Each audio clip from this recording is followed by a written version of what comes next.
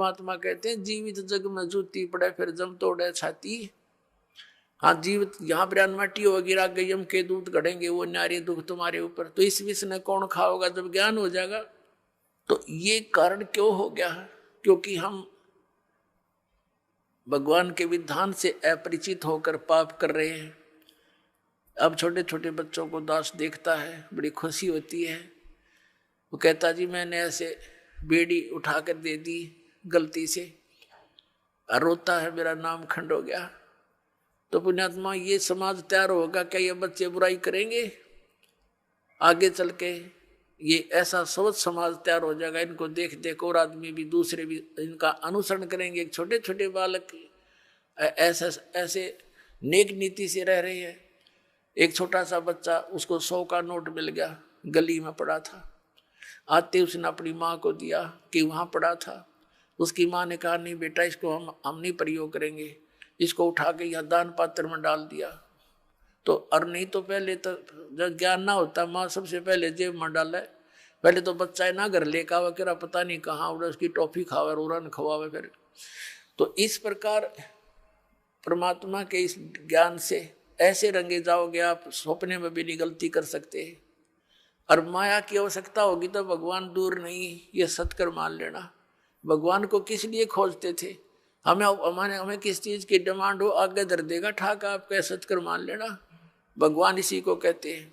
ये कोई बालकों का खेल नहीं है। नहीं फिर क्यों ड्रामा करते हैं भक्ति की?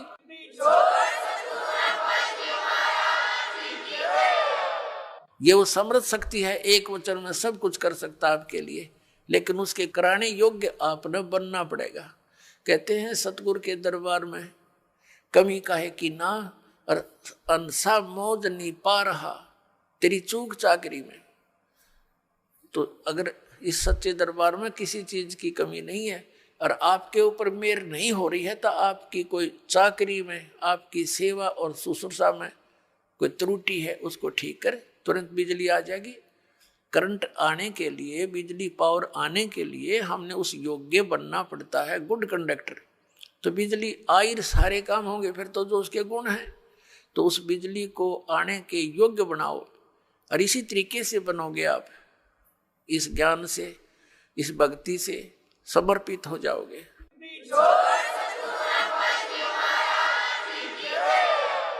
अब प्रसंग चल रहा है सतगुरु के उपदेश का, लाया एक विचार, जय सतगुरु मिलते नहीं जाते नरक द्वार।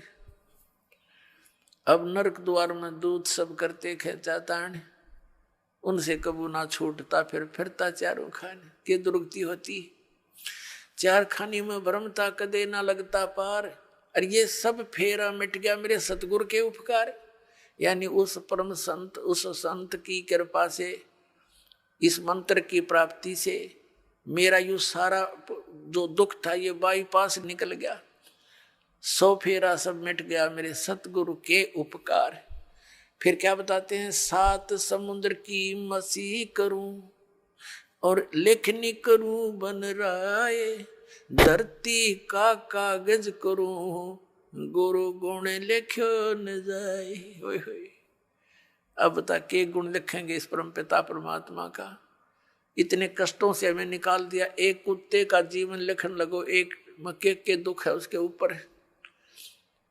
गर्मियों सर्दियों के दिन, सर्दी का मौसम, गली में पड़ा है। पहले वो कोठी में रहता था एसी रूम में, बिना भक्ति के। देख कहाँ बना उसका प्लेटफार्म। फिर गली में बैठा है, सह परिवार लेटा है, कुतिया कुत्ते बनकर। ऊपर से वर्षा हो रही है, ठिठुर रहा है, आता जाता उसका लठ मार देता है हैं। पर फिर वो भूखा उठता है, सुबेरे किसी के द्वार की तरफ भागता है। तो वहां सुबह सुबह कौन उसके लिए वहां परोठे तैयार कर रखा है, उधर डंडा मारेंगे चल। वो फिर दूसरे घर में घुसता है, तीसरे मनमान रसोई में पहुंच जा, क्यों भूख लग रही है। तो उसका लागे कड़ में लठ, फिर ट्या ट्या करता हुआ फिर कहाँ पहुंचेगा? कुरडिया पर गंध खाने के लिए जाएगा वो। पुणात्माओं, ये तो एक दिन का प्रोसेस है कुत्ते का। इसको सारे गधे कुत्ते सब 84 लाख योनियों को देखते हुए इसको लिखण लगे तो परमात्मा कहते हैं परमात्मा के गुणों का, या पूरी पृथ्वी जितना कागज हो, सातों समुद्रों की इंक हो, ये सब खत्म हो जाए पर परमेश्वर के इस गुण का अंत नहीं।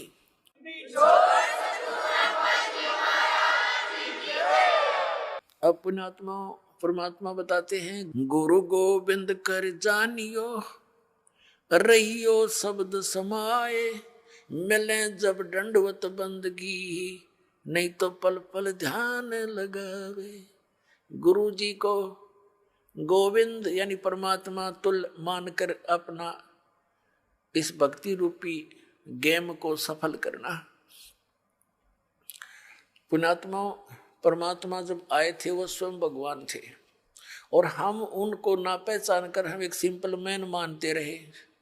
आशीर्वाद देते थे, लाभ भी होता था, लेकिन फिर वो जुलाहा दिखा करता, उन्हें भगवान दिखाई ना दिया।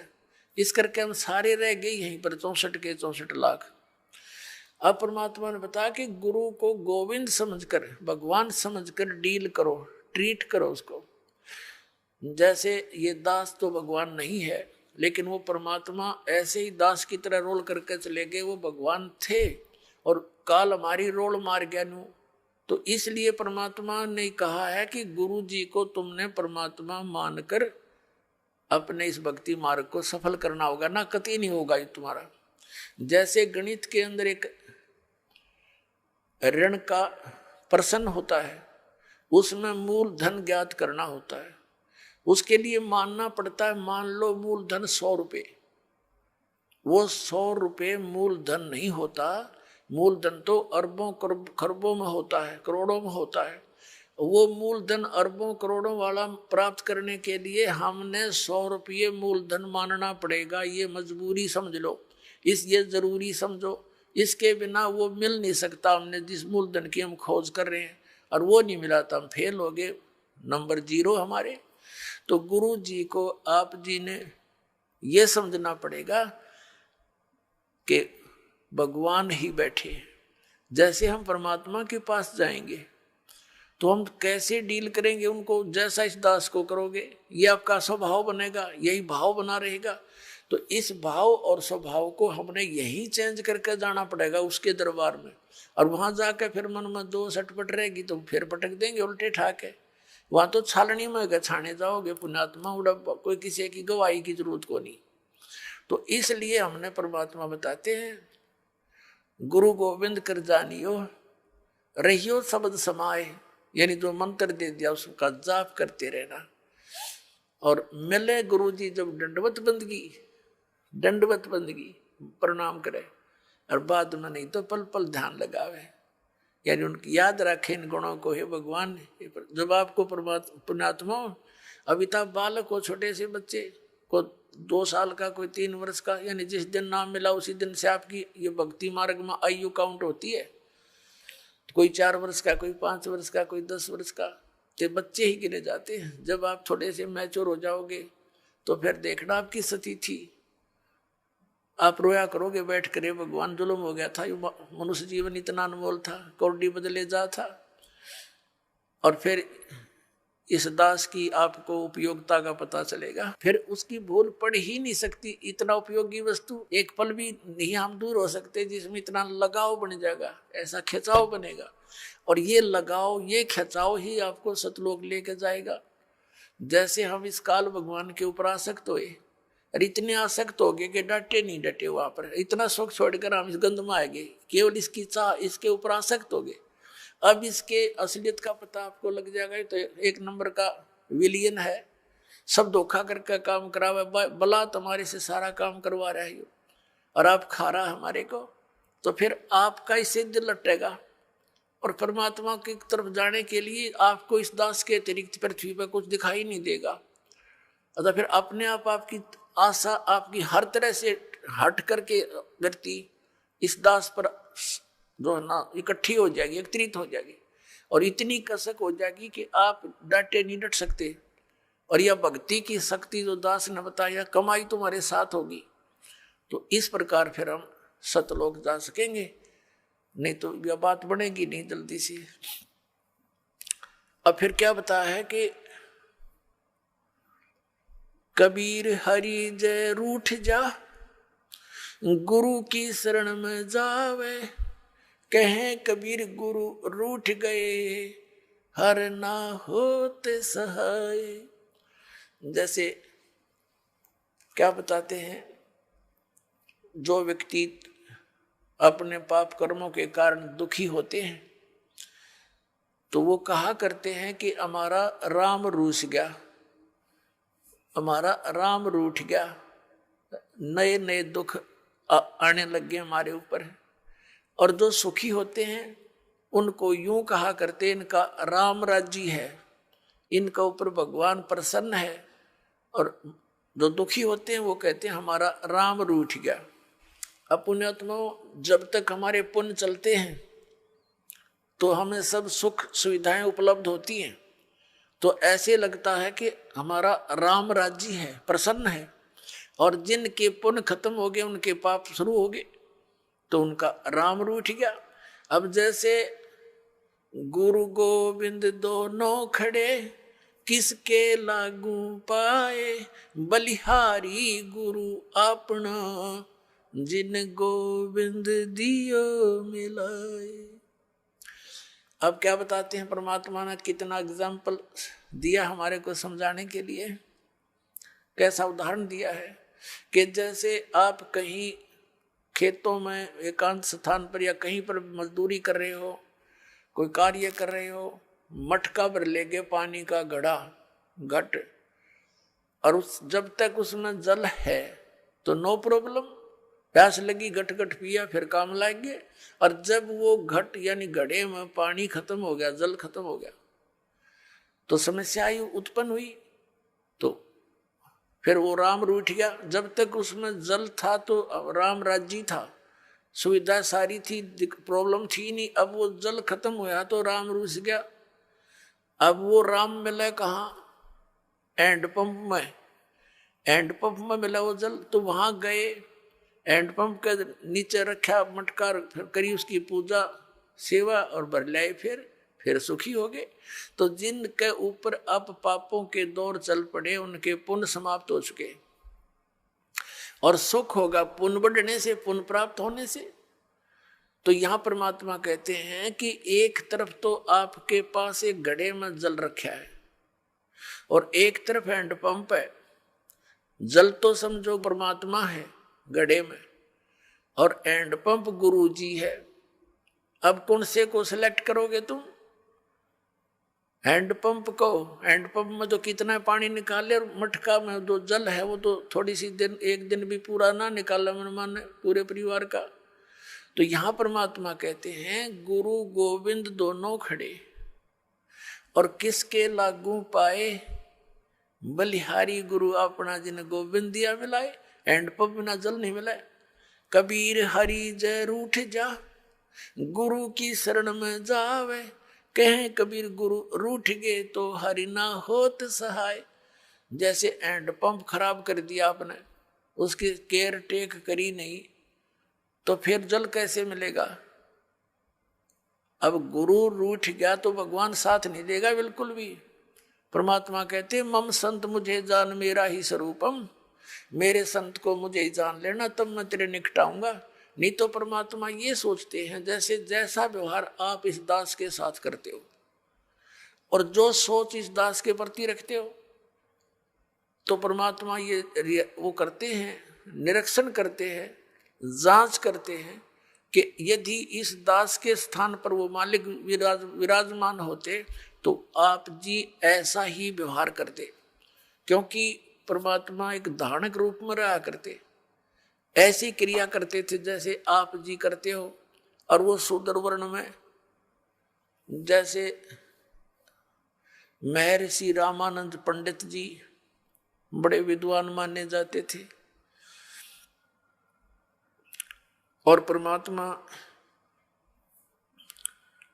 उनको इस काल के जाल से निकालना चाहते थे। 5 वर्ष के बालक रूप में परमात्मा अपनी लीला में शरीर दिखा रहे थे। रामानंद जी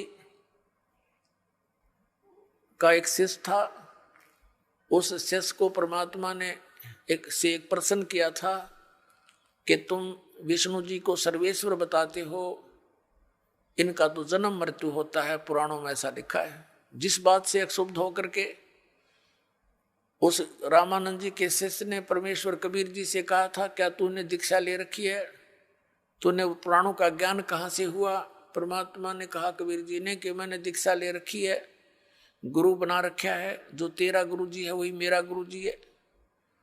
उस समय केवल ब्राह्मणों को दीक्षा देते थे, उन्हीं को भक्ति का अधिकारी मानते थे, अन्य को तो टोटके टाटके बता कर उन महाराज जी रखा करते थे और कथा सुना सुना कर उनसे चंदा अपना वो लेते थे दान। इस बात से अक्षुब्ध होकर के तूने एक शूद्र होकर मेरे गुरु जी की बेइज्जती कर दी है, एक पंडित को अपना गुरु बताया है। रामानंद जी से कंप्लेंट की गई, कबीर परमात्मा को वहां बुला लिया गया। बहुत से श्रोता वहां विराजमान थे। रामानंद जी ने पहले तो प्रश्न उत्तर किए, तू कौन है, तेरा क्या नाम है? परमात्मा ने कहा था, सुन रामानंद, राम मैं, हम बावन नरसिंह। और फिर कहा था, ए स्वामी सृष्टा में सृष्टि हमारे तीर, दास गरीब अधर बसु मेरा मैं अवगत सत कबीर।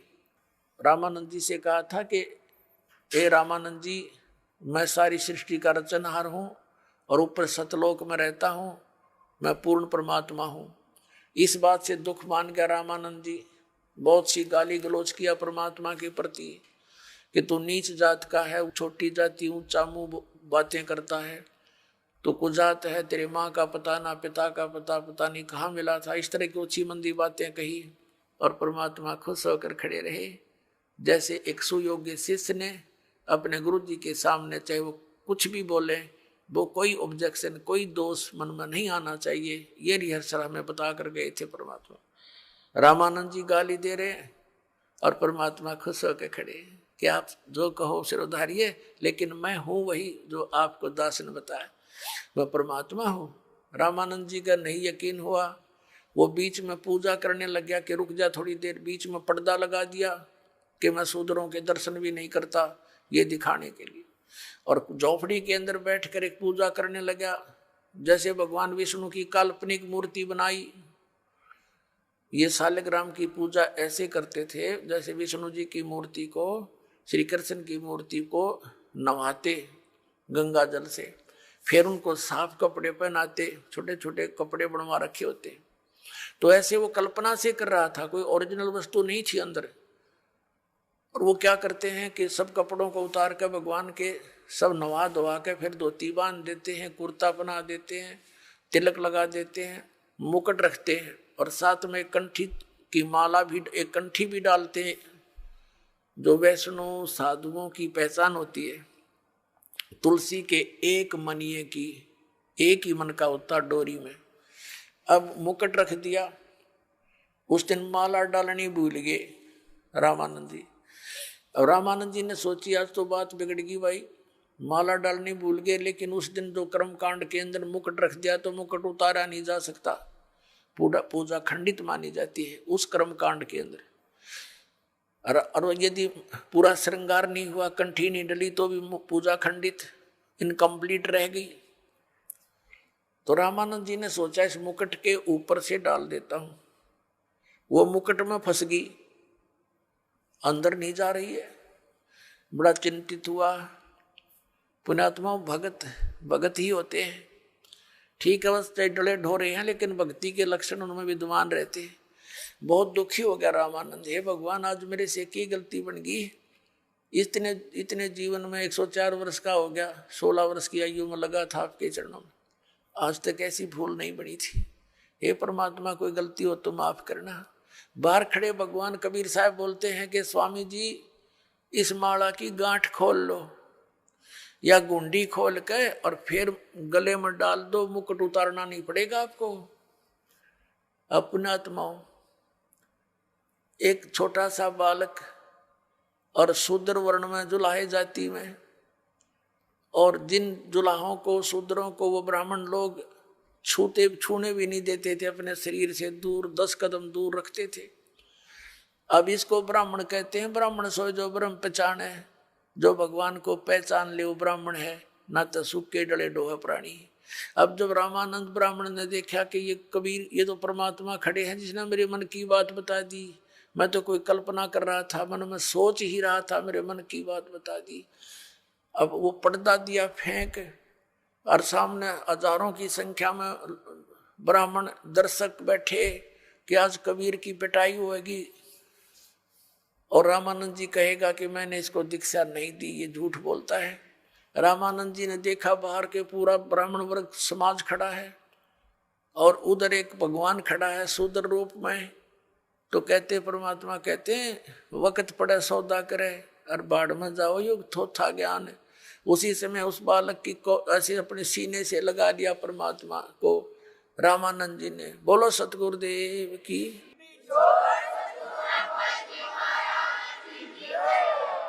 और जो ऐसे अपने शरीर परमात्मा को सीने से लगाया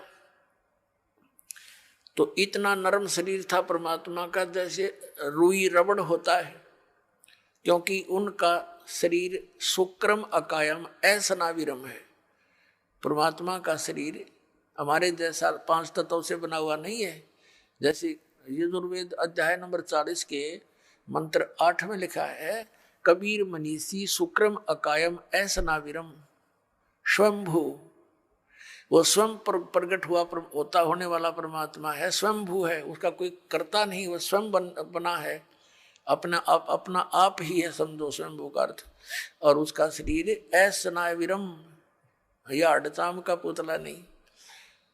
तब रामानंद जी ने कहा था, मन की पूजा तुम लखी, ये मुकुट माल परवेश, गरीब दास गति कौन लखे, तेरा कौन वर्ण के भेख। ओए होए।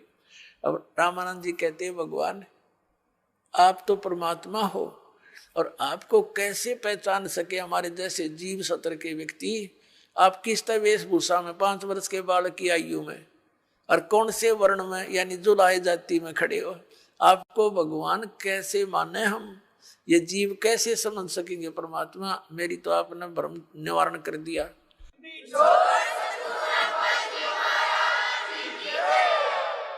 मन की पूजा तुम लखी और मुकुट माल परवेश। गरीबदास जी ने अपनी अमृतवाणी में आंखों देखा ये सब चित्रण। रामानंद जी कहने लगे, गरीबदास गति कौन लखे, तेरा कौन वर्ण के भेख, किस वेशभूषा में और किस जाति में आप खड़े हो भगवान, आपको कैसे पहचाने। फिर परमात्मा ने कहा, स्वामी जी भक्ति करो, आप जो साधना कर रहे हो ये मोक्ष मार्ग नहीं है, इससे जन्म मरण का रोग नहीं कटेगा। प्रसंग चला था, जा सतगुरु की मैं बलिहारी, जो जामन मरण मिटाई। जा सतगुरु की मैं बलिहारी, जो जामन मरण मिटावे, जन्म मरण मिटा दे। तो रामानंद जी ने कहा, बच्चा मैंने तो आज तक जिससे भी ज्ञान सुना है, स्वर्ग से ऊपर कोई भगवान कोई स्थान नहीं, और श्री कृष्ण और विष्णु से ऊपर भगवान और शंकर से ऊपर मैंने भगवान नहीं सुना। अब इनकी पूजा छोड़कर मैं और की पूजा कैसे करूं, कैसे विश्वास करूं। बालक तेरे पे मैंने 104 वर्ष का वर्द हो गया। अब आप जो बताने जा रहे हो कि परमात्मा और है, क्योंकि परमेश्वर कबीर जी ने सारा कुछ बताया। आपकी गीता जी में लिखा है 18वें अध्याय के 62वें श्लोक में, 18वें अध्याय के 66वें श्लोक में आपका गीता ज्ञानदाता कहता है कि तू सर्वधर्मान परित्यज माम एकम शरणम व्रज। तो सर्व भाव से उस परमेश्वर की शरण में जा, उसी की कृपा से तू परम शांति को प्राप्त हो। अब उनको कंठस्थ याद थे, ब्राह्मण थे, वो तो सारी याद थी, पूरी गीता कंठस्थ याद थी, सब श्लोक याद थे। तो रामानंद जी ने कहा कि भगवान हम तो इसका व्रज का अर्थ उल्टा ही लगाए बैठे थे। तो परमात्मा ने कहा अब उल्टा कर लो, क्योंकि गाड़ी को उल्टा डाल ले तो चले नहीं, गाड़ी को सीधा ही खड़ा करना पड़ेगा। परमात्मा ने कहा कि उसकी शरण में जाने के लिए जो साधना है वो 17वें अध्याय के 23वें श्लोक में लिखा। ये तत् और सत मेरे पास है, ये मंत्र कबीर साहब ने कहा था रामानंद जी को। ओम तो सार्वजनिक है ही। तब रामानंद जी ने कहा कि देख बच्चा, मैंने सारी उम्र खो दी इसी भक्ति में, अब कहीं मैं घर का रहूं ना घाट का। 104 वर्ष का बूढ़ा हो गया, आप साधना बताओ, कहीं प्रमाण दिखाई देता नहीं। ठीक है, ये गीता जी का मंत्र तो मैंने याद है, ओम तत्सत, लेकिन ये सब कुछ देख कर भी विश्वास नहीं हो पा रहा मुझे। तो परमात्मा कहने लगे कि हमारी बात पर जो विश्वास करेगा तो उसको हम प्रमाण भी दिखा देंगे। रामानंद जी ने कहा, देखो मैं 16 साल की उम्र से लगा था, 16 वर्ष की आयु से, और आज तक मैं यही साधना करता हूं। मैंने पूरा शरीर अपना साध रखा है, समाधिस्थ भी होता हूं। परमात्मा ने कहा, आप समाधिस्थ हो कि कहां तक पहुंचते हो समाधि में? अब वो समाधिस्थ हो गया, अभ्यास था डेली का, योग युक्त होने का, एकदम समाधिस्थ हो गए। समाधि क्या है? सपना सा होया करता है, सपना सा। एक ऐसी स्थिति आ जाती है कि वो भूल जाता है मैं कहाँ बैठा हूं, और ऊपर के जो साजबाज दिखाई देना शुरू कर देता है। तो परमात्मा उनके साथ साथ जा रहे हैं। रामानंद जी पहुंच गए, आगे त्रिकुटी पर पहुंच जाता है प्राणी। ये ओम नाम के जाप का साधक त्रिकुटी पर जाता है। वैसे भी जो अन्य साधना करते हैं वो भी जो धर्मी पुरुष होते हैं वो सीधे त्रिकुटी पर ही पहुंचते हैं। वहां से फिर 3 रास्ते बन जाते हैं। तो परमात्मा ने कहा कि यहाँ आगे कहाँ जाओगे स्वामी जी? समाधि दशा में बातें हो रही जैसे स्वप्न में होते हैं। अब रामानंद जी कहता आगे मुझे पता नहीं, मैं तो यहीं तक पहुंच पाता हूँ। तो परमात्मा ने कहा कि ये जो लेफ्ट साइड का रास्ता है ना, ये जाता पहले धर्मराज के दरबार में। ये पूरी न सोच ले सेक्रेटरीएट है ये पूरा। जब आपकी मृत्यु होगी तभी जा सकोगे, आगे पहले नहीं जा सकते वहां। तो वहां आपका अकाउंट होगा, आपने जिस भी देव की पूजा कर रखी उसी के लोक में आपको भेज दिया जाएगा। तो ऐसे ही सबका अकाउंट यहाँ होकर के फिर उन अन्य स्थानों पर भेजा जाता है। राइट साइड के अंदर ये 88,000 खेड़े हैं और ये दूसरे टाइप के व्यक्ति इधर भेजे जाते हैं। और सामने जो है ये ब्रह्मरंध्र है, सामने का जो है ये तुम्हारे किसी मंत्र से नहीं खुल सकता, ये ब्रह्मलोक को जाता है। आपके पास जो मंत्र हैं आप जाप करते हो, ओम नमः शिवाय या ओम भगवते वासुदेव या हरे राम कृष्ण राधे श्याम, इन करके जाप देख लो आप। रामानंद जी ने सारा कुछ कर लिया लेकिन वो गेट नहीं खुला। तो परमात्मा ने कहा मैं खोलूं मेरे सतनाम से? परमात्मा ने कहा देखी मैं सिमरण करता हूं सतनाम का। वो तो मालिक थे, सिमरण किया, एकदम सामने का गेट न पट दे ही खुल गया। अकाज है मेरे साथ। उनके अब अंदर जाते ही ऑटोमेटिक फिर बंद हो गया।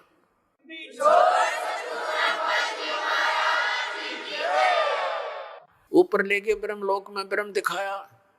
ये अपने पुत्र का रूप धारण करके किसी कभी ब्रह्मा रूप धारण कर लेता है, कभी विष्णु कभी शिव जी। इससे आगे फिर ले गया इसके 21वें ब्रह्मांड में तपस्या दिखाई, जहां ये भून कर 1 लाख प्राणियों को खाता है।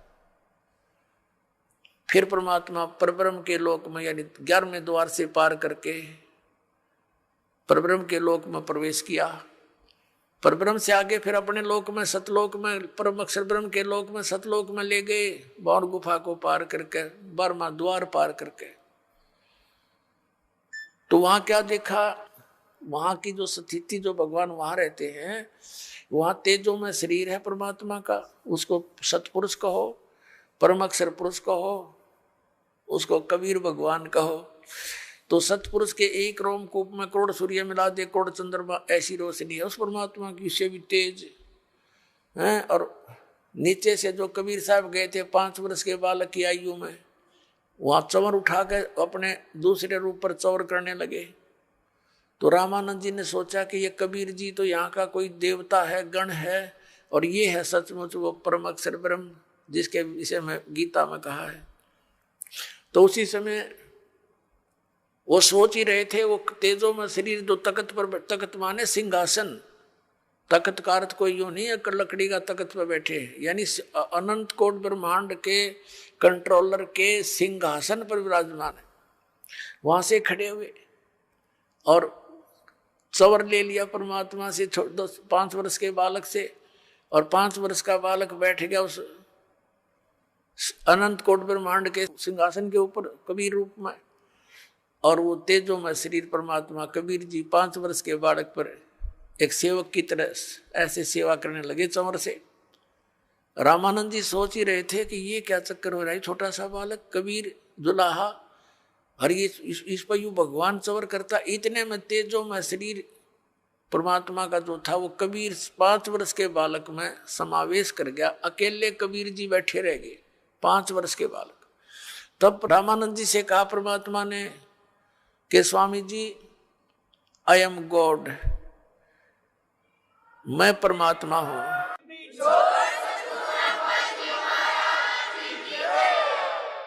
और तुम मेरे बच्चे हो, वहां काल के जाल में हो, देख झांक कर उस नरक में जहां तुम रह रहे हो। रामानंद जी ने नीचे देखा तो तेरे की यहाँ तो ऐसे दिखे जैसे कीड़े मकोड़े चल रहे होते इस नरक में। इसका सारे जो यहाँ के राष्ट्रपति और प्रधानमंत्री चाहे सब कुछ हो, वो सतलोक की तुलना में ऐसा गंध दिखाई देता है।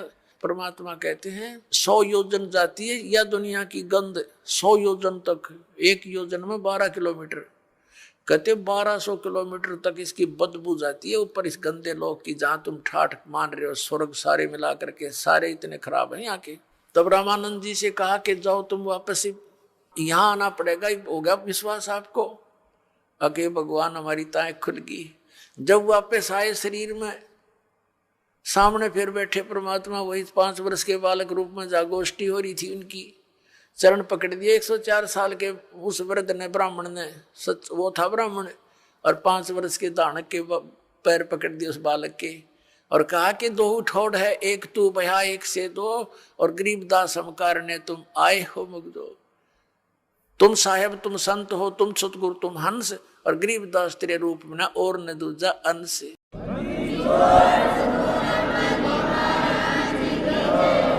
सत्संग के अंदर ज्ञान कराया जाता है कि मनुष्य जीवन किस लिए प्राप्त हुआ, मानव जीवन का मूल उद्देश्य क्या है। तो उसमें याद दिलाया जाता है कि महापुरुषों की वाणी प्रमाण के अंदर ली जाती है, और वो अमर वाणी जो परमात्मा स्वयं आकर के यथार्थ ज्ञान हमें सुनाते हैं,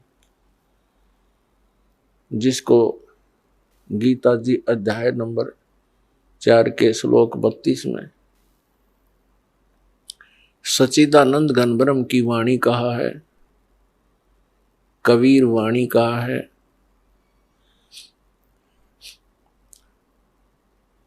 वो अमर वाणी परमात्मा स्वयं सुनाते हैं अपने मुख कमल से। तो इन महापुरुषों की और परमात्मा की उन अमर वाणियों को आधार बनाकर सत्संग सुनाया जाता है, और उसके अंदर सत्संग के अंदर सभी सद्ग्रंथ भी आधार बनाए जाते हैं, और उनके आधार से जो ज्ञान सुनाया जाता है वो सत्संग है। इसके अतिरिक्त अन्य कोई वचन सुनाते हैं, प्रवचन सुनाते हैं, सत्संग करते हैं, और वो हमारे पवित्र सद्ग्रंथों से या उन महापुरुषों की अमर वाणी से या परमेश्वर कबीर जी की अमर वाणी से मेल नहीं खाते हैं, तो वो सत्संग नहीं है, क्योंकि उनके अंदर सत्य नहीं है, सत्य का अभाव है। सबसे पहले सत्संग के अंदर ये जानकारी दी जाती है, मानुष जन्म पायक नहीं रटे हरि नाम, जैसे कुआ जल बिना बनवाया क्या काम। मानुष जन्म दुर्लभ है, मिले न बारंबार, जैसे तरवर से पत्ता टूट गिरे वो बहुर न लगता डर। परमात्मा पूर्ण ब्रह्म सत्य पुरुष कबीर देव जी, कबीर साहब, जो काशी शहर के अंदर एक जुलाहे की भूमिका करके और परमात्मा जो गुण रखता है उसका प्रमाण दे करके अपनी अमृत वाणी को उच्चारण करके यथार्थ ज्ञान देकर वो सह शरीर आए थे, सह शरीर चले गए। वो पूर्ण परमात्मा है, और परमात्मा के ज्ञान को परमात्मा ही बता सकते हैं। जीव तो अटकल लगाते हैं। कुछ श्रद्धालु कहते हैं संत को चाहिए कि वो अपना अनुभव बतावे, किन्हीं सदग्रंथों या पोथियों का सहारा ना ले। ऐसे विचार रखने वाले व्यक्तियों का ये भी मानना होता है कि सभी जितने भी ग्रंथ हैं ये मानव की रचनाएं हैं, उनका अपना अनुभव है। पुण्यात्माओं, ये सब अज्ञान आधार से ही प्राणी बोल सकता है, और इस अज्ञान को हटाने के लिए सत्संग की आवश्यकता पड़ती है। जैसे देश का संविधान होता है, वो भी एक पुस्तक है और वो भी एक मानव ने लिखी है। आपकी बात बड़ी करके चले, और कोई अन्य मानव अपने सत्र का और विधान बनाकर लिख दे और छपवा दे और बांट दे, तो उसकी क्या वैल्यू है, क्या यूज है, क्या लाभ हुआ उसका? वो व्यर्थ है। इसी प्रकार परमात्मा के विधान को लिखने वाला भले ही कोई मानव है, जैसे श्री वेद व्यास जी और श्री धर्मदास जी और श्री गोपाल दास जी, लिखने वाले मानव हैं, लेकिन वो संविधान परमात्मा का है, और उस विधान के अनुसार जिसके वचन नहीं है, उस संविधान यानी परमात्मा के विधान ज्ञान अनुसार किसी अन्य व्यक्ति, ऋषि महर्षि या किसी संत मंडलेश्वर महंत की वो पुस्तक परमात्मा के विधान से मेल नहीं खाती है, तो व्यर्थ है। दूसरी बात रही कि संत को चाहिए कि वो अपना अनुभव बतावे, पुस्तकों का आधार ना माने। ये भी एक बालक के विचार हो सकते हैं जिसने कभी विद्यालय देखा ही ना हो। जैसे टीचर होते हैं, विद्यालय में पढ़ाते हैं अध्यापक, उनका एक निर्धारित पाठ्यक्रम होता है, सिलेबस कहते हैं उसको, और जो टीचर सिलेबस से बाहर ज्ञान देता है और सिलेबस के अनुसार ज्ञान नहीं देता है, वो भले ही उसको पढ़कर सुनावे या उसको याद करके वैसे सुनावे, वचन वही होने चाहिए जो पाठ्यक्रम की पुस्तकों में विद्यमान है। तो वो टीचर ठीक है, हितैषी है, और जो उन पाठ्यक्रम की पुस्तकों से हटकर अपनी कोई अन्य बकवाद सुनाता है, तो वो टीचर ठीक नहीं। अब जैसे परमात्मा की जानकारी परमात्मा ने आकर बता दी, और उन्होंने ये भी ज्ञान दे दिया कि तुम ऐसे ऐसे करो जिस कारण से तुम वहां उस स्थान को प्राप्त कर लोगे जहां जाने के बाद फिर लौटकर संसार में कभी नहीं आना पड़ता। उसको पूर्ण मोक्ष कहते हैं।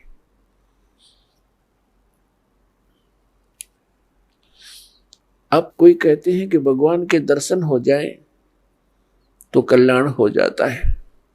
परमात्मा के दर्शन बहुत अच्छी बात है, बड़े पुण्यकर्मी प्राणी को ही हो सकते हैं, लेकिन परमात्मा के दर्शन से कल्याण मोक्ष नहीं होगा। परमात्मा ने आकर के जो ज्ञान दिया है उसके अनुसार भक्ति साधना, नाम की कमाई, यज्ञ हवन, जो भी जानकारी दी है उनके करने से मोक्ष होगा। उदाहरण के लिए जैसे पवित्र हिंदू धर्म के अंदर हम मानते रहे और मानते हैं जब तक ये ज्ञान नहीं होता कि भगवान शिव जी और उनकी धर्मपत्नी पार्वती जी इकट्ठे ही रहते थे एक ही परिवार में, और सबसे ज्यादा दर्शन पार्वती ही किया करती थी, लेकिन कल्याण नहीं हुआ।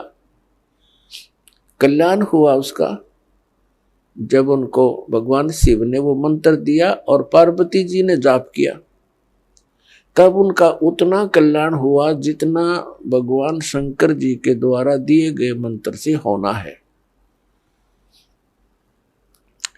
लेकिन वो कंप्लीट मोक्ष नहीं है, फिर भी जो विषय है उसी से चलते हैं।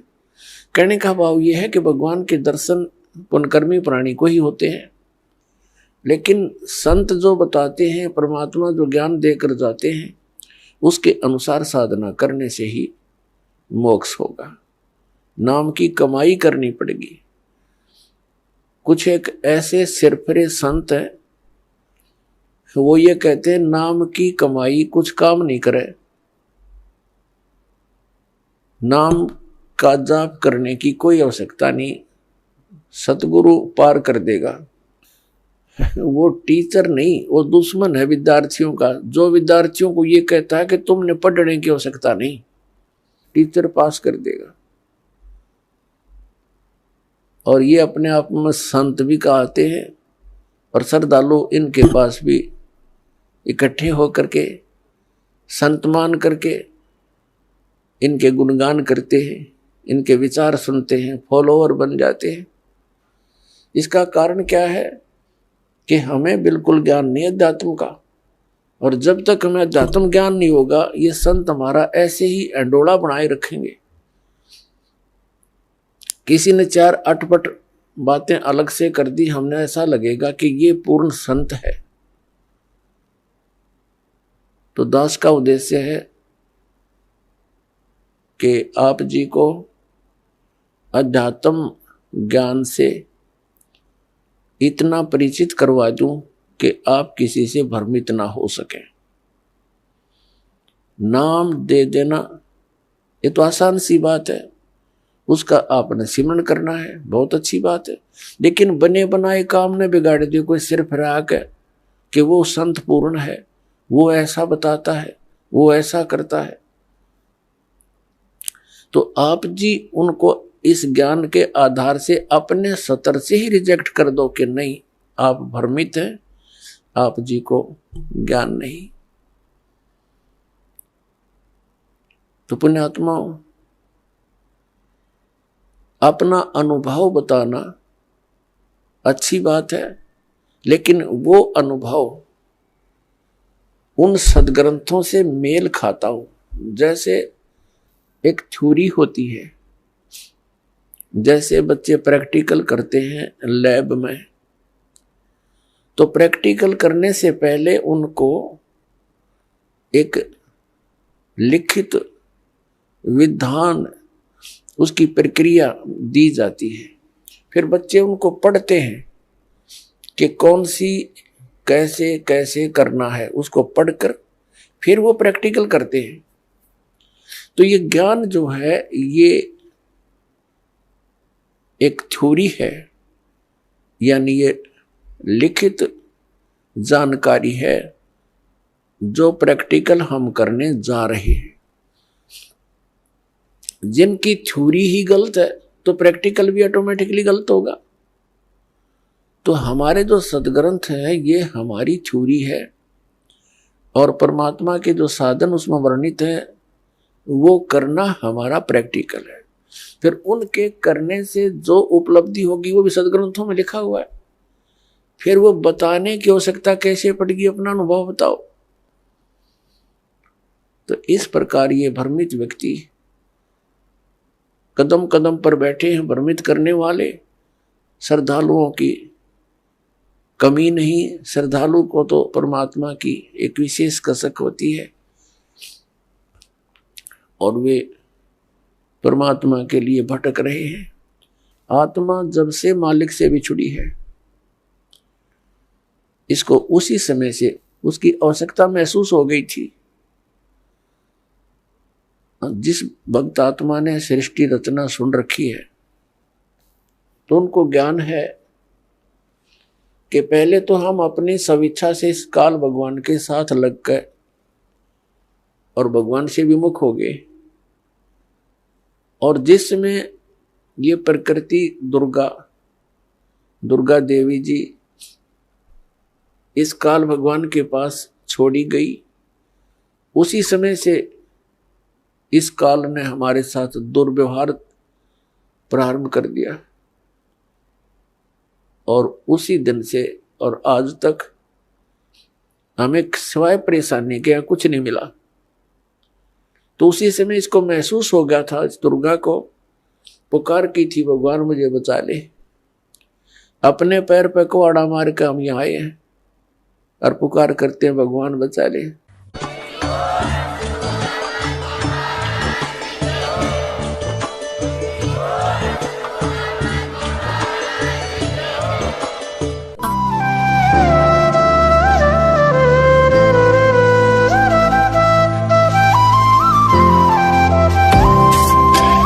सत सही।